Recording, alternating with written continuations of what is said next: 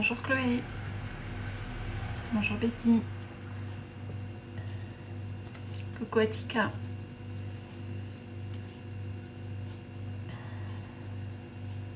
Bonjour Ophélie.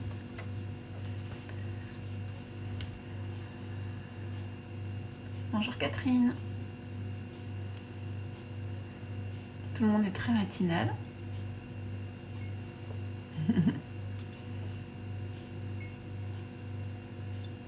Bonjour Mélanie.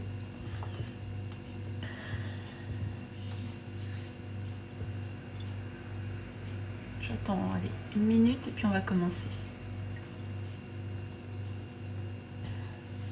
Ce matin, j'ai posté sur Facebook les 3 documentaires dont je vous ai parlé dans la story hier. Donc sur Manger autrement, sur l'interview, alors qui fait 3 heures, de Christophe Brusset sur la folie de l'industrie agroalimentaire, en tout cas ce qu'ils essayent de vous faire manger. Et le 3e, c'est sur Coca-Cola et la recette secrète.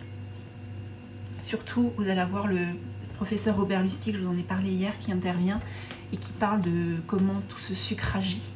Et vous allez voir combien de morceaux de sucre il y a dans une canette de coca.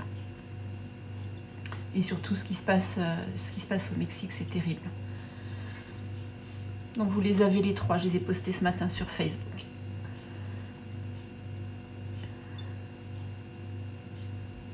Et 9h02, j'attends 9h03 et on commence. Bonjour Alex.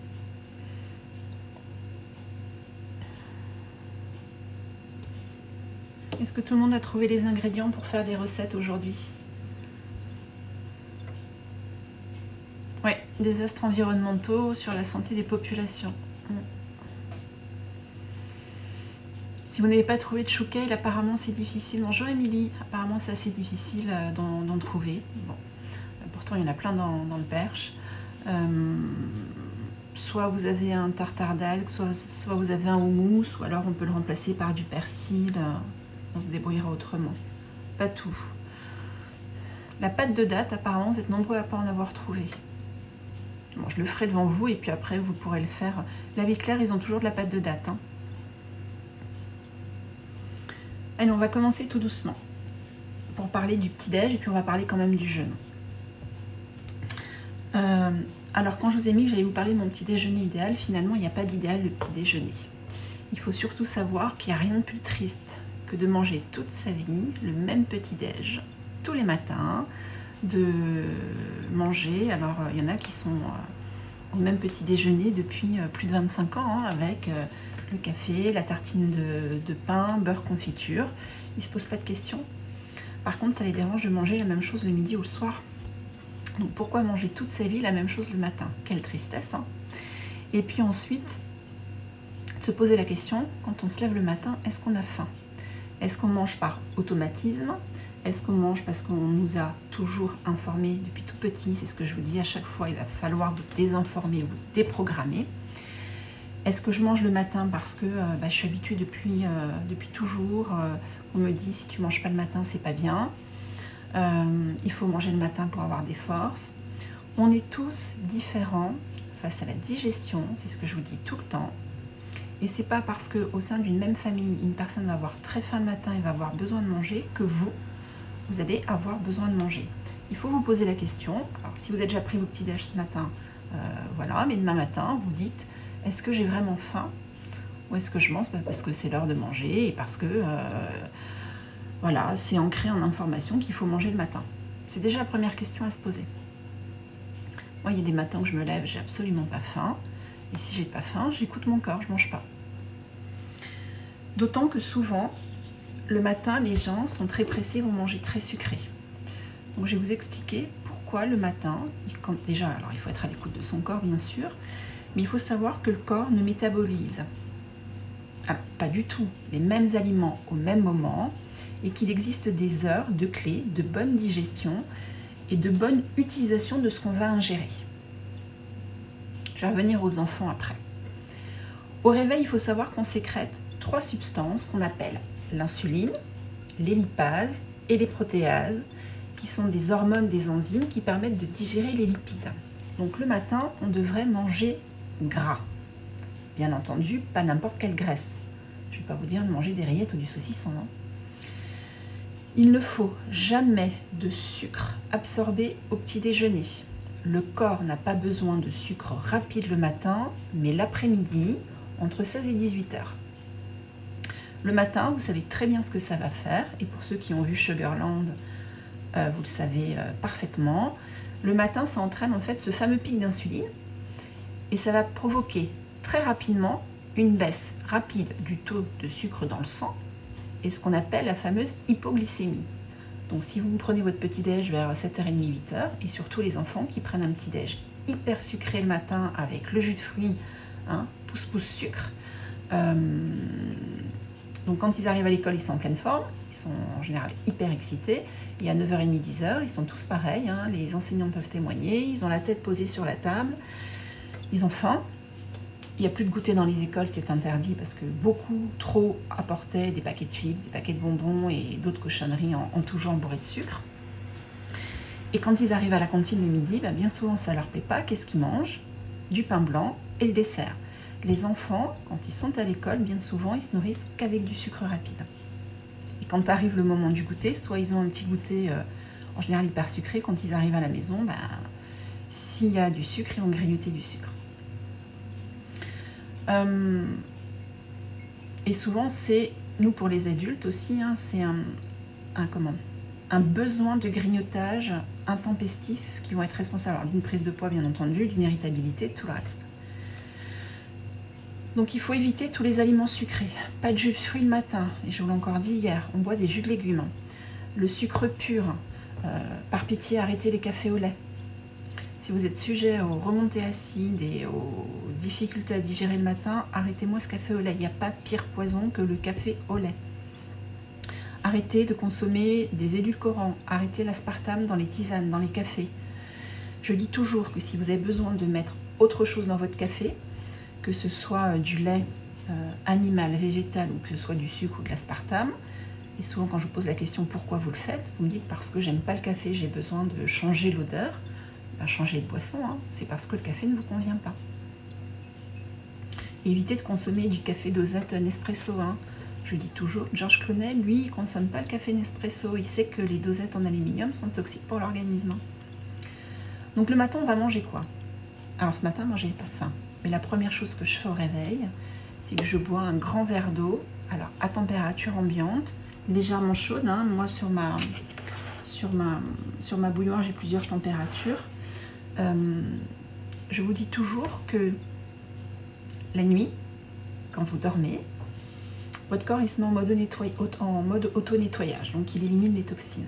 Et le matin, quand vous vous réveillez, ben, il termine hein, cet auto-nettoyage. Donc déjà, il est important, même si vous êtes réveillé, de réveiller le reste de l'organisme et de faire comprendre à votre corps qu'il va peut-être s'apprêter à recevoir des aliments et donc remettre en route le système digestif qui lui a été au repos. Donc on boit un grand verre d'eau et puis ça permet d'éliminer tout ce qui peut être résiduel. Si vous voulez mettre du citron dedans, vous pouvez. Il y a des personnes qui ne consomment pas de jus de citron alors dilué parce que bah, en hiver ça a tendance à plutôt refroidir l'organisme. Donc les gens frileux, attention quand on boit un jus de citron le matin en hiver, en automne, en hiver, au printemps. Je regarderai après toutes vos questions. Donc le matin, bah, si j'ai faim, je vais vous montrer ce qu'on mange. Et c'est idéalement ce qu'on devrait consommer parce que c'est plutôt des bonnes choses grasses. Donc on peut consommer sur une bonne tranche de pain, plutôt alors au levain, de sarrasin ou des galettes de sarrasin. J'ai pas dit les galettes de riz soufflé. Enlevez-moi ça de vos placards. Ça ne devrait pas exister. C'est dangereux pour la santé. C'est que du sucre. Donc, si on a envie de se faire un petit bol sympa, bah, il y a les fameux yaourts végétaux fermentés qu'on a fait ensemble. Hein. C'est du bon gras puisqu'on a mis de l'amande ou de l'acajou. Et puis c'est fermenté. Donc on est toujours sur cette action, plus au niveau des enzymes digestives, au niveau des bonnes bactéries. On peut consommer de la noix de cajou, de la noisette. J'ai purée d'amande, sésame, si on a envie. Éventuellement se mettre un petit peu de graines germées, mais ça c'est des habitudes que vous allez avoir petit à petit, il faut réhabituer le palais. On peut éventuellement manger un avocat le matin, une tartine d'avocat, j'adore ça. On peut consommer, pour ceux qui consomment encore, des produits laitiers. Je vais revenir aux galettes de maïs. Alors, Chrisley, on ne consomme pas de maïs. Il n'y a pas plus inflammatoire que le maïs, index glycémique très élevé. Si vous voulez vous créer de l'inflammation, avoir mal partout, entraîner une dysbiose intestinale, un intestin poreux, continuez les galettes de maïs et le maïs. Donc les purées d'oléagineux le matin, oui. Si vous consommez des produits laitiers, je ne vais pas vous dire de boire du lait le matin, hein. Mais par contre, si vous aimez bien le beurre, tartiner sur un peu de pain des fleurs ou sur un bon pain, et je pense que là je vais vous poster pour début de semaine, on va faire du levain, on va faire du pain ensemble. Vous pouvez avoir une petite lichette de bon beurre cru. Allez en magasin bio, chez le fromager, vous demandez un vrai beurre cru. Et vous savez que mes chouchous, c'est ceux de chez Gabory. Après, qu'est-ce qu'on peut avoir? Si vous aimez le fromage, c'est le matin qu'il faut en consommer, plutôt chèvre ou brebis, hein, et pas plus de 3 fois par semaine.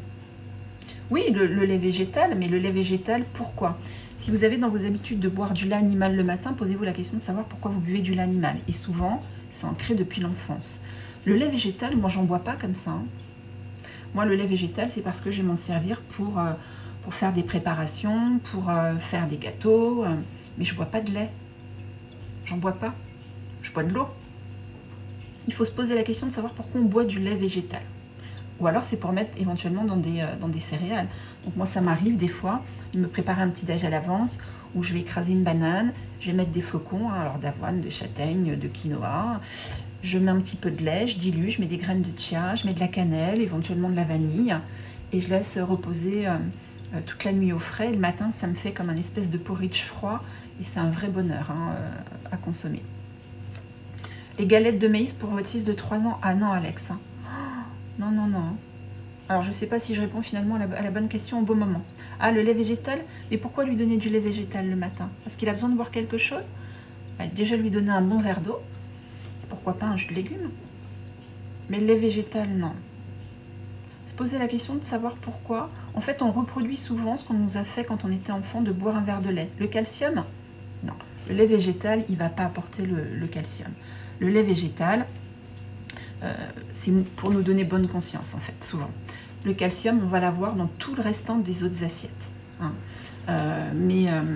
Du calcium, on peut en avoir déjà dans ces yaourts fermentés, Alex. Hein. Et puis, à ce moment-là, on prend du lithotame, on ouvre la gélule, on met le contenant de la gélule dans un yaourt végétal, par exemple, et on va avoir du calcium végétal. N'hésitez pas à regarder, le professeur Joyeux en parle très bien, parce que souvent quand c'est une naturopathe qui parle du calcium végétal, ils se disent elle a encore un petit peu zinzin, mais le professeur Joyeux, on ne peut pas remettre en cause tout ce qu'il dit, hein, c'est un éminent professeur et chirurgien. Et regardez ce qu'il dit sur le calcium végétal. Il est beaucoup plus assimilable et biodisponible pour l'organisme. Hein, le calcium, on l'a ailleurs que les produits laitiers. Et c'est pas parce que voilà, c'est végétal, c'est un produit laitier végétal qu'il y a beaucoup de calcium dedans. Ensuite, qu'est-ce qu'on peut consommer le matin? Alors moi, j'adore manger du tartare d'algues, et ça, c'est parce que je suis habituée. Je vous ai parlé de l'avocat, donc une petite tartinade d'avocat ou un avocat coupé, vous mettez un peu de tartare d'algues, des graines germées dedans, c'est le top. On peut manger des amandes, on les a trempées la veille au soir, on se grignote des amandes le matin. Petit à petit, vous allez habituer votre palais. Moi, le matin, ça ne me dérange pas de manger des légumes verts. De la mâche, de la roquette, de la courgette, ces fameuses graines germées. Ça peut être du concombre à la saison. Moi, j'adore me faire des assiettes comme ça. Après, on peut consommer un œuf tous les matins. Il n'y a aucun souci, et même si on a du cholestérol. Pour ceux qui ont déjà voyagé dans les pays nordiques, on peut manger le matin des sardines en maquereau. Du bon gras. Tartare bord à bord, j'ai fait la provision à la Biocoop du Péreux à Tika. Ensuite, vous avez remarqué que je pose très souvent des bols du matin, je mets du pollen. Donc je trouve plein de barquettes dans mon congélateur. J'ai de l'aubépine parce qu'il est très riche en protéines végétales et vous savez que je ne mange pas de produits animaux. Et puis mon fameux pollen de cyste, hein, qui est on va dire le meilleur pollen pour très riche en probiotiques et c'est l'ami du système digestif. Donc je mets toujours du pollen le matin au moment du petit déjeuner. Donc voilà comment vous pouvez équilibrer un petit déj le matin si vous avez faim. Et vos enfants, habituez-les. Plus petits ils seront habitués, plus petits ils auront cette mémoire gustative imprégnée, meilleur ce sera pour leur vie d'adulte.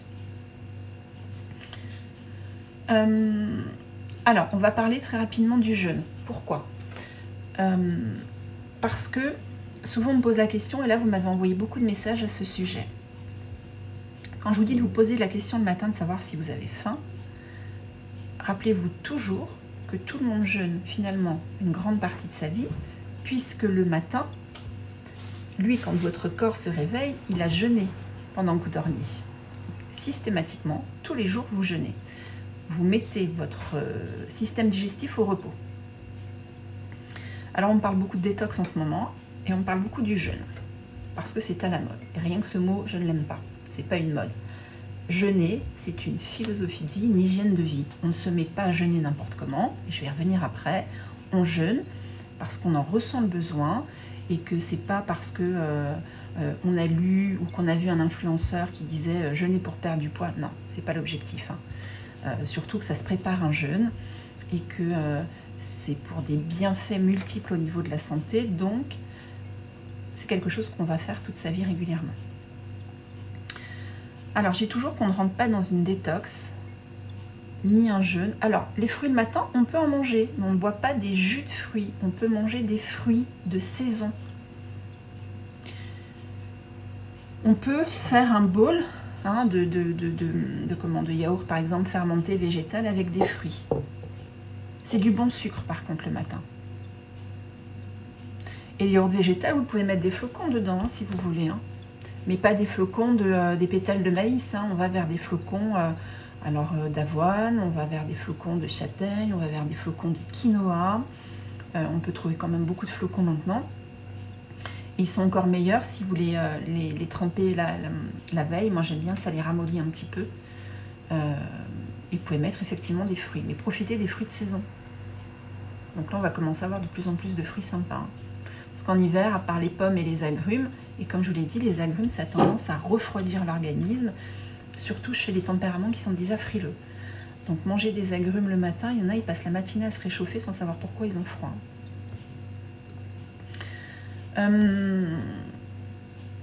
Donc je vous disais, on ne rentre pas dans une détox ou dans un jeûne vraiment sur un coup de tête sans préparation. C'est un moment qui doit s'anticiper et se prévoir. Alors le premier geste, on ouvre son agenda et on choisit une période qui va être la plus propice pour entreprendre soit une cure détox, la banane, oui, le matin bien sûr, soit une cure détox, soit un jeûne. Le jeûne, quand je vous dis que ça se prépare, chaque étape a une importance et doit être respectée. On ne se lance pas sur un jeûne d'une journée, 2-3 jours comme ça, en ayant mangé les 2-3 jours précédents, alors de la junk food, du McDo, un kebab, des lasagnes bolognaises, enfin ce que je ne sais encore imaginer. Ça se prépare. Il faut vraiment accepter l'idée qu'on va mettre petit à petit des choses en place pour avoir ce qu'on appelle une descente alimentaire. Si vous ne vous accordez pas ce temps, ça se passera très mal au niveau digestif et plus.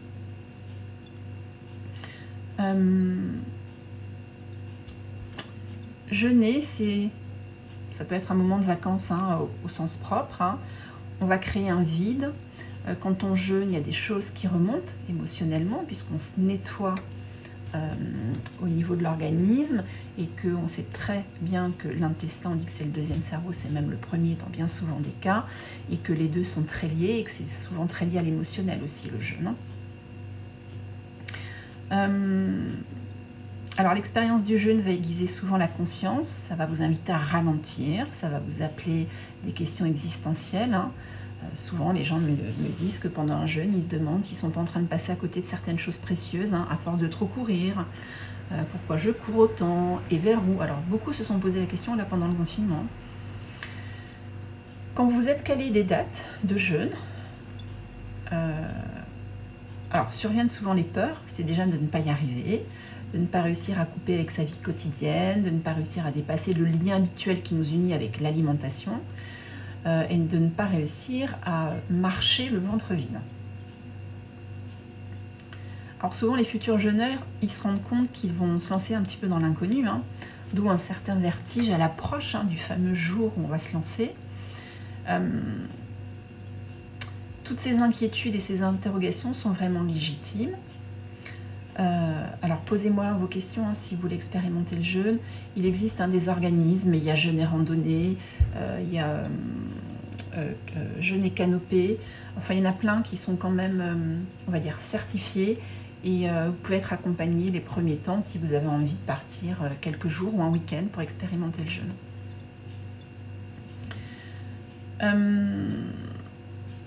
On jeûne plutôt les premiers temps, alors sur des périodes de week-end ou sur des périodes de vacances.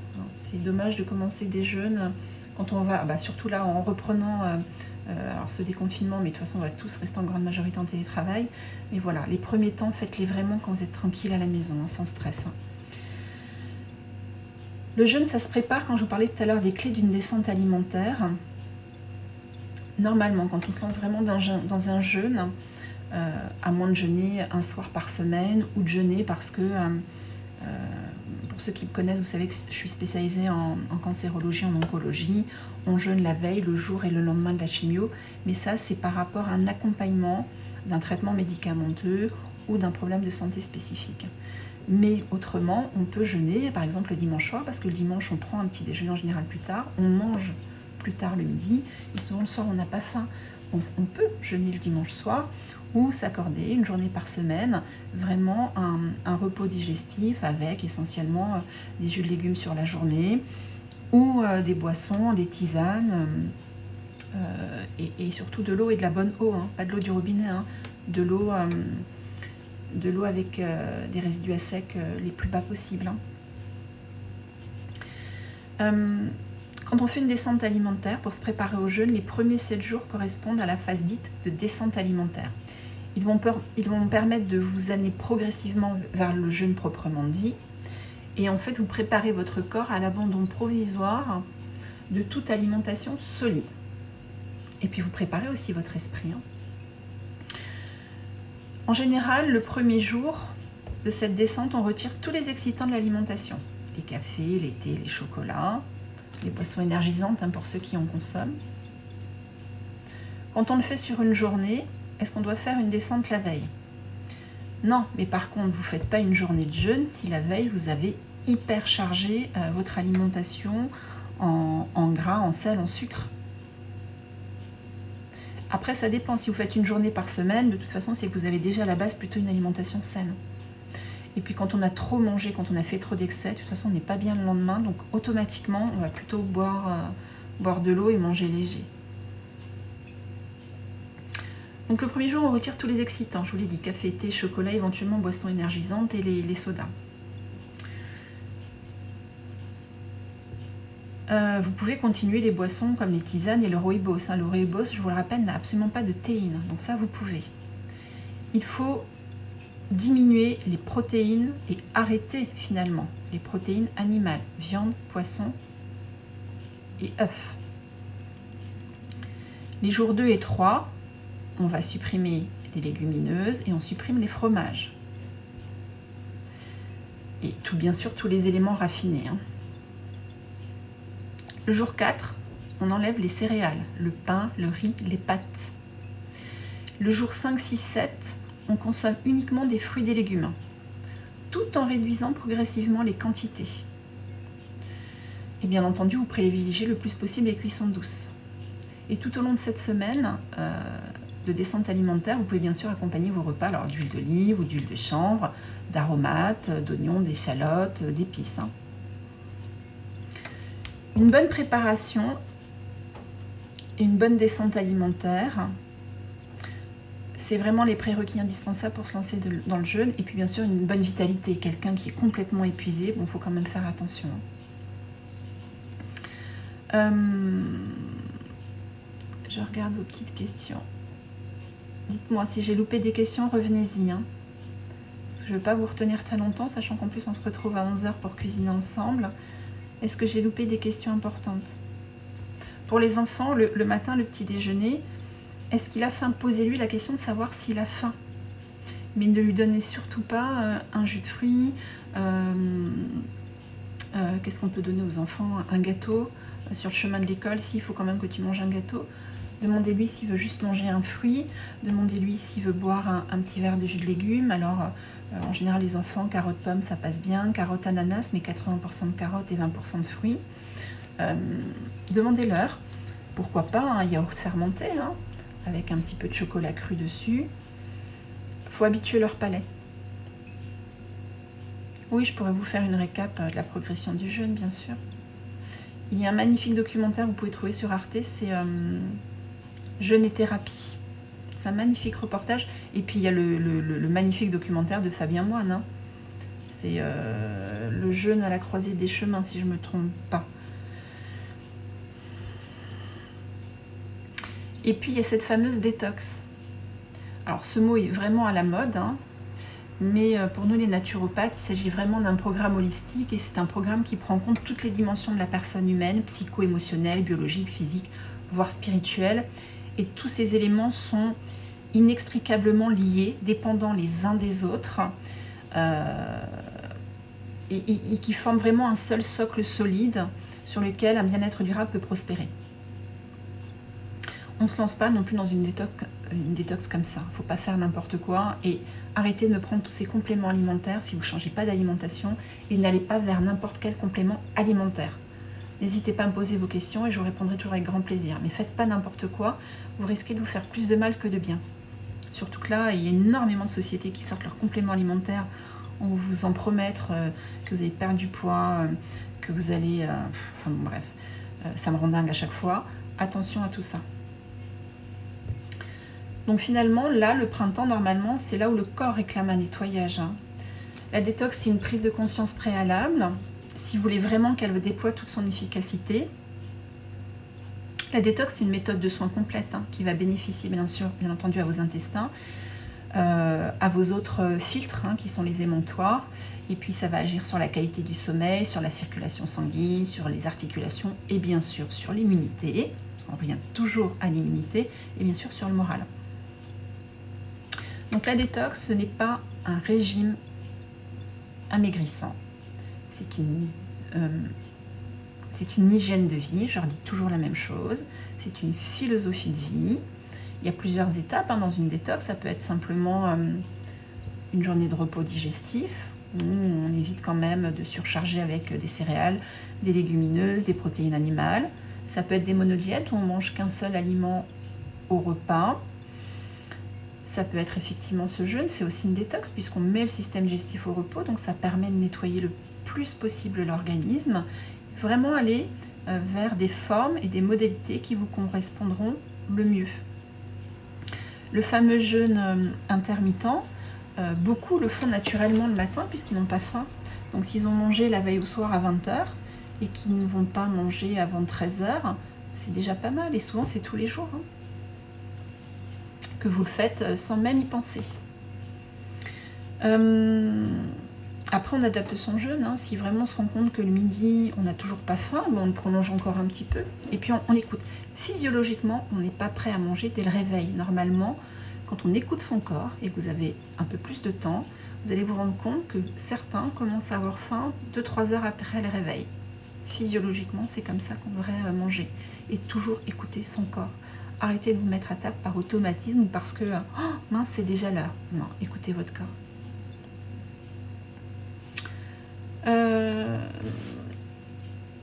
J'ai loupé des questions.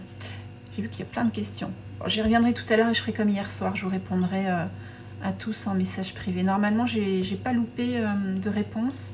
Si toutefois j'avais zappé quelqu'un, surtout vous me renvoyez des petits messages. Donc voilà. J'ai fait un tour rapide, mais vraiment pour que vous compreniez. Alors, l'importance du petit-déj. Arrêtez-moi tout ce sucre le matin. Il n'a pas besoin. C'est au moment du goûter qu'il faut amener du sucre. Parce que de manger du sucre et du bon sucre, bien entendu, hein, pas le paquet de Prince, le pot Nutella ou les bonbons Haribo, mais Il faut savoir qu'entre 16 et 18 heures, le cortisol est bas, c'est l'hormone du stress, la sérotonine aussi. Et si vous ne prenez pas de sucre lent à 7 heures, qui sont vraiment deux bienfaiteurs de votre équilibre et de votre cerveau, et au niveau du cerveau, ça chute. Donc ce moment de goûter est fait pour se ressourcer, et si on le passe, en général, c'est les fringales qui s'installent avant le dîner ou après.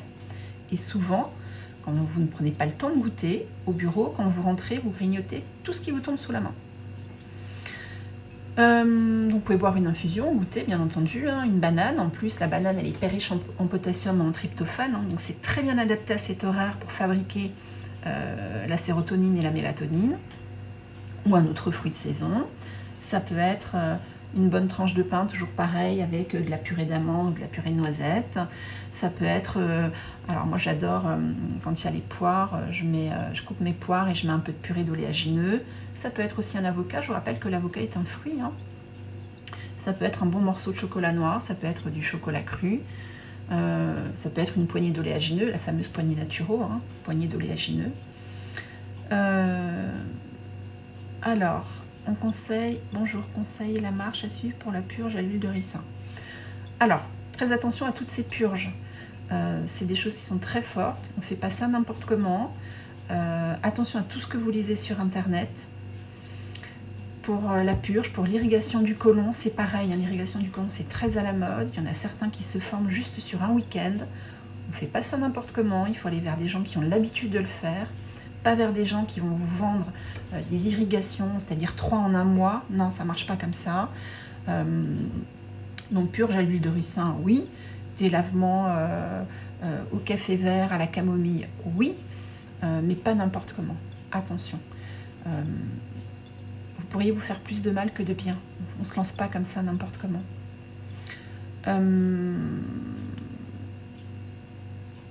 Je voulais vous dire quelque chose et je ne sais plus. Je vous ferai un post sur les jeûnes et sur les séjours que vous pouvez faire qui sont très très bien encadrés. Et je remettrai les reportages à voir. Il y en a des magnifiques et qui sont très bien expliqués, qui ne sont absolument pas sectaires, parce que c'est important de ne pas aller faire des jeûnes n'importe où. Ça ne me revient pas de ce que je veux vous dire. Si ça me revient, je vous le dirai tout à l'heure quand on se verra à 11 h. On en était au sucre, oui, bah voilà, alors le sucre, stop au mauvais sucre, et vous l'avez bien compris hier quand on en a parlé, dans toute cette malbouffe, hein, et tout ce mauvais sucre. N'hésitez pas à regarder ce que je vous ai posté sur Facebook ce matin, sur l'enquête de Coca-Cola, et quand je vous ai parlé de Robert Lustig, il intervient, il mâche pas ses mots. J'aime beaucoup sa façon de parler, et vous allez comprendre ce qu'il pense vraiment de tout cet excès de sucre, hein, puisque lui, il accompagne des enfants obèses, et c'est compliqué pour lui de soigner des enfants obèses dans un pays où on leur demande de consommer du sucre du matin au soir. Oui, c'est la grande mode des organismes de jeûne, donc c'est pour ça. Il y en a qui sont très bien encadrés et d'autres beaucoup moins, donc attention. Moi, j'ai l'habitude d'avoir des gens qui viennent me voir pour entamer des jeûnes, mais la première question que je leur pose, c'est pourquoi ils veulent entamer un jeûne, hein. Quand on me dit parce que c'est à la mode, non. Je le dis toujours, hein, voilà, c'est vraiment une hygiène de vie, une philosophie de vie, c'est comme la naturo, c'est comme tous les conseils que je vous donne, c'est pas pour les mettre en place 2-3 fois, ou je me dis pas que je vais jeûner pendant une semaine parce que j'ai 3 kilos à prendre, de toute façon vous allez les reprendre après, à la sortie du jeûne, hein. Donc non, on fait pas n'importe quoi.